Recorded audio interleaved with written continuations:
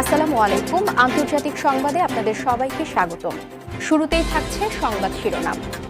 মাদক সন্ত্রাস দমন নাকি তেলের দখল, ভেনেজুয়েলায় মার্কিন হামলার নেপথ্যের কারণ এবং বিশ্ববাজারে ভয়াবহ বিপর্যয়ের আশঙ্কা। ভেনেজুয়েলায় যুক্তরাষ্ট্রের নজিরবিহীন হামলা, রাজধানী কারাকাস জুড়ে ভয়াবহ বিস্ফোরণ, জরুরি অবস্থা জারি করে মাদুরো সরকারের যুদ্ধের প্রস্তুতি। ভেনেজুয়েলায় মার্কিন হামলাকে সরাসরি যুদ্ধ ঘোষণা বলল রাশিয়া। ক্রেমলিনের কঠোর হুঁশিয়ারি, জাতিসংঘে জরুরি বৈঠকের ডাক। তবে দর্শক, ভেনেজুয়েলার এই নজিরবিহীন পরিস্থিতির পেছনে লুকিয়ে আছে আরও গভীর কোনো রহস্য, যা এখনও প্রকাশ্যে আসেনি। যুক্তরাষ্ট্র ও রাশিয়ার এই মুখোমুখি অবস্থানের আসল সমীকরণটা আসলে কি? আজ ঠিক রাত ৯টায় আমাদের বিশেষ লাইভ আয়োজনে আমরা উন্মোচন করব এই হামলার পেছনের অজানা সব তথ্য এবং গোপন সব কারণ। এই এক্সক্লুসিভ বিশ্লেষণ এবং লাইভটি মিস করতে না চাইলে এখনই আমাদের চ্যানেলটি সাবস্ক্রাইব করুন এবং পাশে থাকা বেল আইকনটি প্রেস করুন, যাতে লাইভ শুরু হওয়ার সাথে সাথেই আপনি নোটিফিকেশন পেয়ে যান।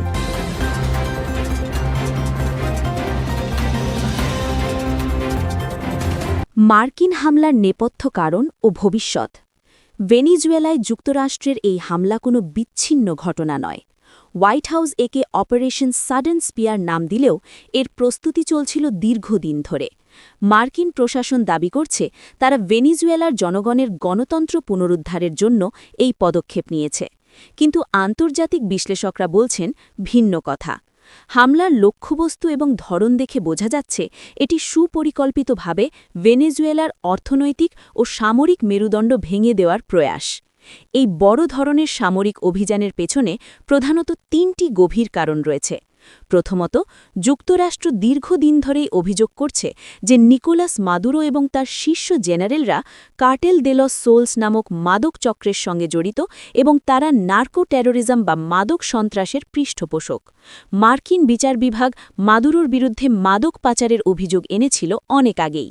ট্রাম্প প্রশাসন এই হামলাকে মাদক বিরোধী যুদ্ধ হিসেবে বৈধতা দিতে চাইছে। দ্বিতীয়ত, ভেনেজুয়েলার মাটির নিচে রয়েছে বিশ্বের বৃহত্তম তেলের মজুদ। রাশিয়া ও চীনের সঙ্গে মাদুরোর ঘনিষ্ঠতার কারণে এই বিশাল তেলের ভাণ্ডার যুক্তরাষ্ট্রের নাগালের বাইরে ছিল।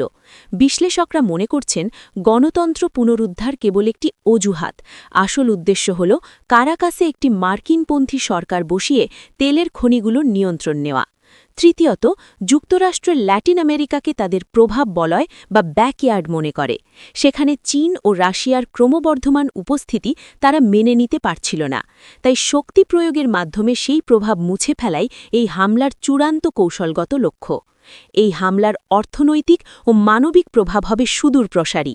যুদ্ধের কারণে ভেনেজুয়েলার তেল উৎপাদন ও রপ্তানি পুরোপুরি বন্ধ হয়ে যেতে পারে।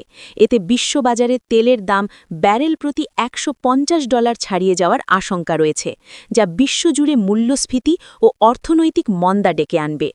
অন্যদিকে সংঘাত দীর্ঘস্থায়ী হলে lakh lakh Venezuelan Colombia, Brazil এবং মেক্সিকো সীমান্তে ভিড় করবে, যা ল্যাটিন আমেরিকায় ইতিহাসের সবচেয়ে বড় মানবিক বিপর্যয় তৈরি করবে। এছাড়া এই হামলা ল্যাটিন আমেরিকার দেশগুলোকে দুই ভাগে বিভক্ত করে ফেলবে। একদিকে যুক্তরাষ্ট্রের মিত্ররা, অন্যদিকে বলিভিয়া, কিউবা ও নিকারাগুয়ার মতো দেশগুলো যারা মাদুরোর পক্ষে দাঁড়াবে।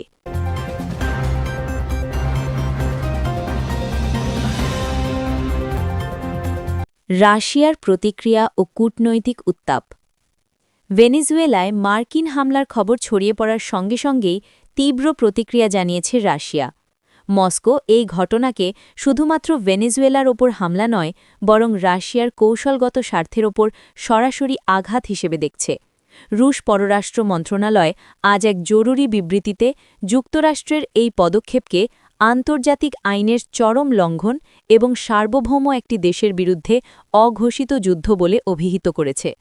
রুশ পররাষ্ট্রমন্ত্রী সের্গেই ল্যাভরভ কঠোর ভাষায় ওয়াশিংটনকে সতর্ক করে বলেছেন যে আমেরিকা যদি মনে করে তারা নিজেদের বাড়ির আঙিনার মতো ল্যাটিন আমেরিকায় যা খুশি তাই করবে, তবে তারা ভুল ভাবছে। ভেনেজুয়েলা একা নয়। রাশিয়া তাৎক্ষণিকভাবে জাতিসংঘের নিরাপত্তা পরিষদ বা ইউএন সিকিউরিটি কাউন্সিলের জরুরি বৈঠকের ডাক দিয়েছে এবং বিশ্ব নেতাদের এই আগ্রাসনের বিরুদ্ধে একজোট হওয়ার আহ্বান জানিয়েছে। ক্রেমলিনের মুখপাত্র দিমিত্রি পেসকভ ইঙ্গিত দিয়েছেন যে ভেনেজুয়েলার বৈধ সরকারকে রক্ষা করতে রাশিয়া তাদের সামরিক চুক্তির আওতায় সব ধরনের সহায়তা প্রদান করবে। এমনকি প্রয়োজনে ভেনেজুয়েলায় অবস্থানরত রুশ সামরিক উপদেষ্টাদের সক্রিয় করার হুমকিও দিয়েছে মস্কো। রাশিয়ার এমন কঠোর প্রতিক্রিয়ার প্রধান কারণ হল ভূ-রাজনীতি। ভেনেজুয়েলা লাতিন আমেরিকায় রাশিয়ার সবচেয়ে বিশ্বস্ত মিত্র এবং কৌশলগত ঘাঁটি। গত এক দশকে রাশিয়া সেখানে বিলিয়ন ডলার বিনিয়োগ করেছে এবং বিপুল পরিমাণ সমরাস্ত্র সরবরাহ করেছে। যুক্তরাষ্ট্রের এই হামলা সফল হলে ওই অঞ্চলের রাশিয়ার প্রভাববলয় পুরোপুরি ধসে পড়বে। ইউক্রেন যুদ্ধের কারণে রাশিয়া এবং যুক্তরাষ্ট্রের সম্পর্ক আগে থেকেই তলানিতে ছিল। ভেনেজুয়েলার এই হামলা সেই আগুনে ঘি ঢেলেছে। রাশিয়া মনে করছে যুক্তরাষ্ট্র ইউক্রেনের প্রতিশোধ নিতেই ভেনেজুয়েলায় এই ফ্রন্ট খুলেছে। রাশিয়ার এই অবস্থানের ফলে বিশ্ব রাজনীতিতে বড় ধরনের মেরুকরণ সৃষ্টি হতে পারে। নিরাপত্তা পরিষদের রাশিয়া এবং চীন ভেটো ক্ষমতা প্রয়োগ করে যুক্তরাষ্ট্রের যে কোনো প্রস্তাব আটকে দেবে, ফলে কূটনৈতিক সমাধান অসম্ভব হয়ে পড়বে। সবচেয়ে ভয়ের বিষয় হল রাশিয়া যদি ভেনেজুয়েলায় তাদের নৌবহর বা দূরপাল্লার বোমারু বিলন পাঠানোর সিদ্ধান্ত নেয়, তবে তা ১৯৬২ সালের কিউবান মিসাইল ক্রাইসিসের মতো পরিস্থিতির জন্ম দিতে পারে।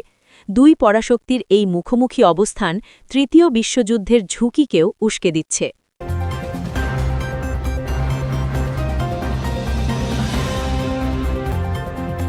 ভেনেজুয়েলায় হামলা ও জরুরি অবস্থা। ল্যাটিন আমেরিকার ভূ-রাজনীতিতে আজ ঘটে গেল এক ভয়াবহ ও নজিরবিহীন ঘটনা। ভেনেজুয়েলার রাজধানী কারাকাস আজ ভোরে কেঁপে উঠেছে যুক্তরাষ্ট্রের আকস্মিক বিমান ও মিসাইল হামলায়। পেন্টাগন নিশ্চিত করেছে যে স্থানীয় সময় রাত ২টোর দিকে অপারেশন সাউদার্ন স্পিয়ার নামে এই বিশেষ সামরিক অভিযান শুরু হয়।